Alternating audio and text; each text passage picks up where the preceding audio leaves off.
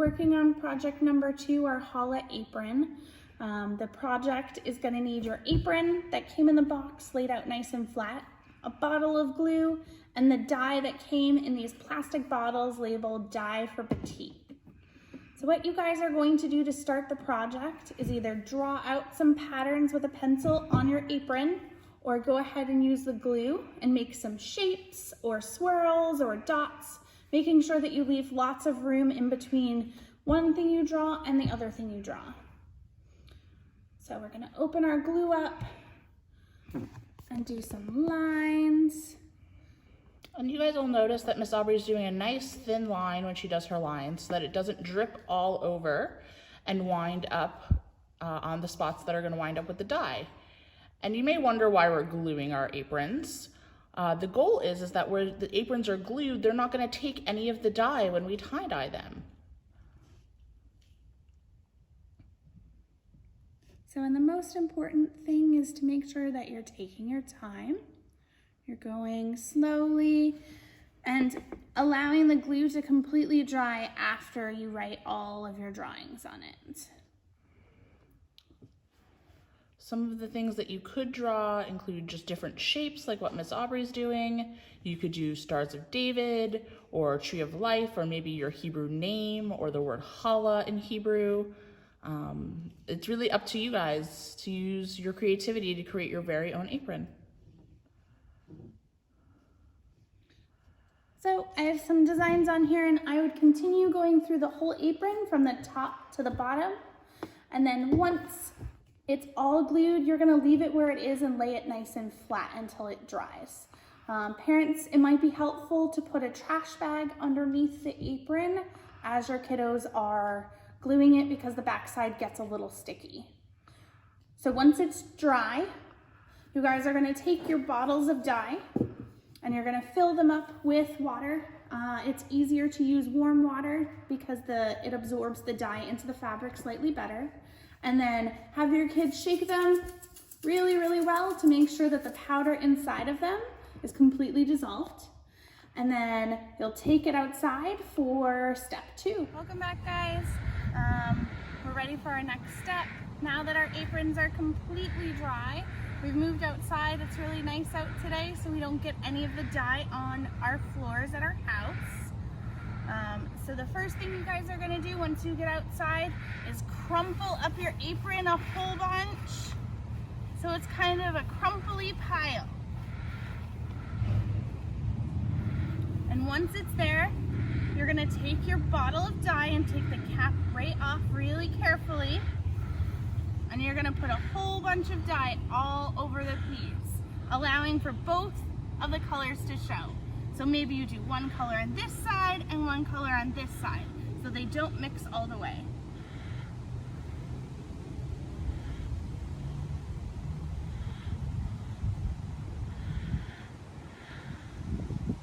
And you guys can see that Miss Aubrey's squirting nice and gentle, and she's starting with her teal color. And then the other color that she has is a bright yellow color. And you want to make sure that you get dye all over your apron, because then the only white spots will be the spots that have the glue on them.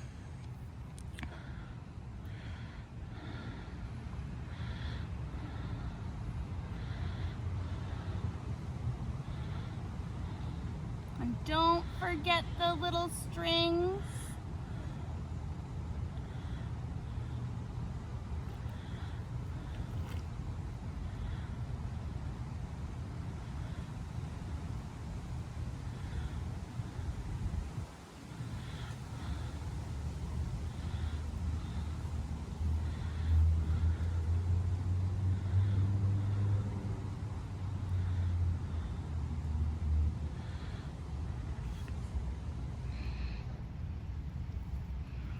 And I zoomed in nice and close so you can see that she's getting the dye all over. Miss Aubrey's now gonna flatten out the apron a little bit to let some of the dye that's pooled up spread out. If you have any big shapes that have your glue on them, the dye is gonna pool a little bit. So you can see that she opened up her apron to make sure that she gets dye everywhere all over.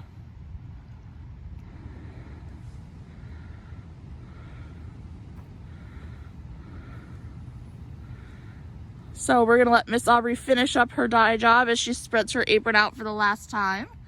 And we'll be back in just a minute. Okay, now that our aprons are all dyed, you can see that we've left them out in the sun to dry. And you can start to see some of the glue lines that we made being a lighter color than the rest of the dye. So we'll check back in once these are dry. Typically takes a couple hours in the sun. Hey everybody, Aubrey's apron has had time to dry. So you can see she'll hold it up, it's kind of stiff and really firm feeling. The first thing she's gonna do is dunk it in a bucket of water. And as she's dunking it, she's gonna make sure to squish it and squeeze it and rub it. You'll start to feel a little bit of slime and peeliness from the glue. That's a good sign. This first bucket of water, as you can see, I'll get nice and close, is gonna get really dark and mucky as you start to squeeze out the fabric. And you can see, as Aubrey pulls it up, that you're starting to get some differentiation between the dark parts and the lighter parts. And so as she keeps working, it's gonna get more and more different. We would recommend that you empty and refill the bucket probably 3 or 4 times as you start to do this, because otherwise the dye in the water is gonna start to dye your fabric. So Miss Aubrey's almost done with her first bucket. And then she's gonna continue working on her purple and teal apron. But in just a second, I'm gonna show you guys a finished product over on the lawn that's been drying. That's the yellow and teal apron that we started earlier. This is our last step for our aprons, which is after they've been washed out and all the glue is out, to let them dry one more time outside before you bring them in to wash in your washing machine. Just a reminder for parents on this one that you'll want to wash them by themselves because there is still some dye in there. If I zoom in nice and close to this purple and green one that Miss Aubrey was just rinsing, you can see the difference in patterns and colors. And she did Hebrew letters and different shapes. And this one, you can see that there were some swirls and some stars of David. And this way you guys will have your very own aprons to make the challah recipe that's in your books. Until next time, Have fun!